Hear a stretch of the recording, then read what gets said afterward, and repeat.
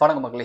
இன்னைக்கு தியேட்டர்களில் வெளியே இருக்க ரெட்ரோ படத்தோட ரிவ்யூ தான் நம்ம இந்த வீடியோவில் பார்க்க போகிறோம். வீடியோக்குள்ள போகிறதுக்கு முன்னாடி நீங்கள் இப்போ நம்ம சேனல் புதுசாக வரீங்கன்னா அந்த வீடியோ பார்த்து முடிச்சதுக்கு அப்புறம் உங்களுக்கு பிடிச்சதுன்னா மறக்காம சப்ஸ்கிரைப் பண்ணிட்டு பக்கத்தில் இருக்கக்கூடிய அந்த பெல் ஐக்கனையும் ப்ரெஸ் பண்ணிக்கோங்க. இப்போ நம்ம ரிவ்யூக்குள்ள இருக்கலாம். காதலுக்காக அடிதடியை விடணும்னு நினைக்கிற நம்ம ஹீரோவை அந்த அடிதடி விட்டுச்சா அண்ட் அவருடைய உண்மையான பர்பஸ், அதாவது இந்த படத்தில் சொல்ற மாதிரி அவரோட உண்மையான தம்மம் என்ன, அதை அவர் எப்படி செய்யறாரு அப்படின்றதான் இந்த படத்தோட ஒன்லைன். ஸோ இந்த படத்தில் எனக்கு ரொம்ப பிடிச்ச விஷயங்கள்ல ஃபர்ஸ்ட் சூர்யா அவர்களோட முந்தைய தியேட்டர்கள் ரிலீசஸ் படங்களை கம்பேர் பண்றப்போ இந்த படம் கொஞ்சம் பெட்டராகவே இருந்தது. சூர்யா அவர்களோட ஃபில்மோகிராஃபில ஒரு கமெண்டபிள் கேரக்டரா இந்த பாரிவேல் கண்ணன் கேரக்டர் அமைஞ்சிருக்கு அப்படின்றதுல எந்த ஒரு சந்தேகம் கிடையாது.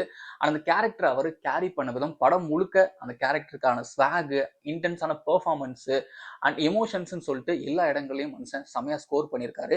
இந்த பர்டிகுலர் கேரக்டரோட பேக் ஸ்டோரி அண்ட் அந்த கேரக்டரோட ட்ரூ ஐடென்டிட்டி ரிவீல் ஆகிற அந்த ட்விஸ்ட் எல்லாமே ரொம்ப சூப்பரா இருந்தது, ரொம்ப சாட்டிஸ்ஃபைங்கா இருந்தது. இந்த பாரிவேல் கண்ணன் கேரக்டருக்கு சூர்யா அவர்களை விட வேற எந்த ஒரு ஹீரோவும் ரொம்ப ஆப்டா இருப்பாங்களான்னு கேட்டீங்கன்னா கண்டிப்பா என்ன பொறுத்தவரையும் கிடையாது. அந்த அளவுக்கு இந்த ஒரு கேரக்டரை ரொம்ப சூப்பரா டெலிவர் பண்ணியிருக்காரு. அண்ட் பூஜா ஹெக்டே பொறுத்தளவுக்கு அவங்களோட கேரக்டர் முழுக்க லவ் பொசஸ் பண்றதான், அதை அவங்க அழகா பண்ணியிருக்காங்க. அதை விட பெரிய ஸ்கோப்லாம் அவங்களுக்கு கிடையாது. அண்ட் படத்தோட ஒரு மிகப்பெரிய பிளஸ் அப்படின்னு பாத்தீங்கன்னா சனாவோட மியூசிக், சாங்ஸா இருக்கட்டும் அண்ட் பேக்ரவுண்ட் ஸ்கோரா இருக்கட்டும், ரெண்டுலையுமே அவர் பட்டை கிளப்பி இருக்காரு.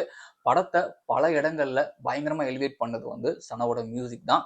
அண்ட் இன்னொரு பெரிய பலம் பார்த்தீங்கன்னா ஸ்டன் சீக்வன்ஸ் இந்த படத்துல பட்டாசா இருந்துச்சு. அண்ட் சூர்யா அவர்களோட ஸ்வாக் அப்படின்றது அந்த ஸ்டன் சீக்வன்ஸ்ல பயங்கரமா இருந்தது. படத்துல சீக்வன்ஸா நிறைய இடங்கள்ல நல்லா இருந்தது. முதல் 20 நிமிஷம் அப்படின்றது படத்துல பட்டாசா இருக்கும். சூர்யா அவர்களோட அந்த சின்ன வயசு கேரக்டர், அந்த கேரக்டருக்கான ஒரு ஃபைட் சீக்வன்ஸ் ட்ரெயின்ல, அந்த ட்ரெயின் சீக்வன்ஸ்லயே டைட்டில் கார்டை போட்டது அப்படின்னு சொல்லிட்டு அட்டகாசமா ஆரம்பிச்சாங்க. கனிமா சாங்கோட ஃபுல் சீக்வன்ஸுமே ரொம்ப அழகா இருந்தது.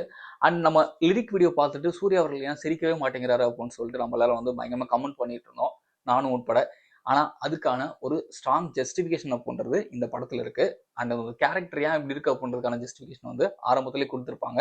அதை இன்டர்வல் பிளாக் வரை அவங்க கேரி பண்ணி கொண்டு வந்த விதம் அண்ட் இன்டர்வல் பிளாக்ல அதை உடைச்ச விதம் அப்படின்னு சொல்லிட்டு சூப்பரான ஒரு இன்டர்வல் பிளாக்கா இந்த படத்துக்கு அமைஞ்சது.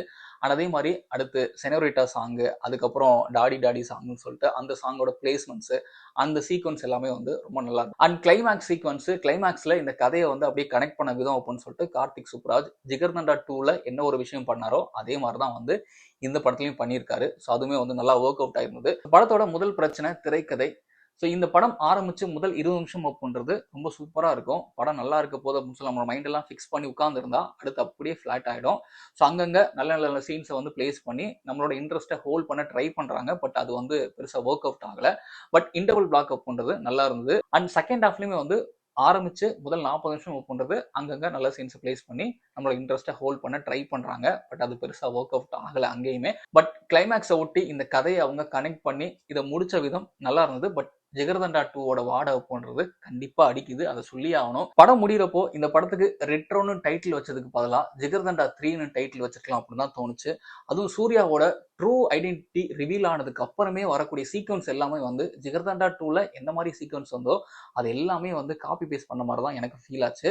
அண்ட் இந்த படத்துல இன்னொரு பெரிய ஒரு டிராபேக் பார்த்தீங்கன்னா இந்த படத்துல இருக்கக்கூடிய கேரக்டர்ஸ், அந்த கேரக்டர்ஸோட ரைட்டிங் ரொம்பவே வீக்கா இருந்தது. ஸோ சூர்யா அவர்கள் கேரக்டரை தவிர்த்துட்டு மற்ற கேரக்டர்கள் எதுவுமே எனக்கு பெருசா நல்லா எழுதுன மாதிரி தெரியல. இந்த படத்துல பிரகாஷ் ராஜ் இருக்காங்க, ஜெயராம் இருக்காங்க, கருணாகரன் இருக்காங்க, அண்ட் ஜோஜு ஜார்ஜ் இருக்காரு. அண்ட் வில்லன் கேரக்டர் நாசர் அவர்களோட கேரக்டர் அப்படின்னு சொல்லிட்டு படத்துல ஏகப்பட்ட கேரக்டர்ஸ் இருக்காங்க.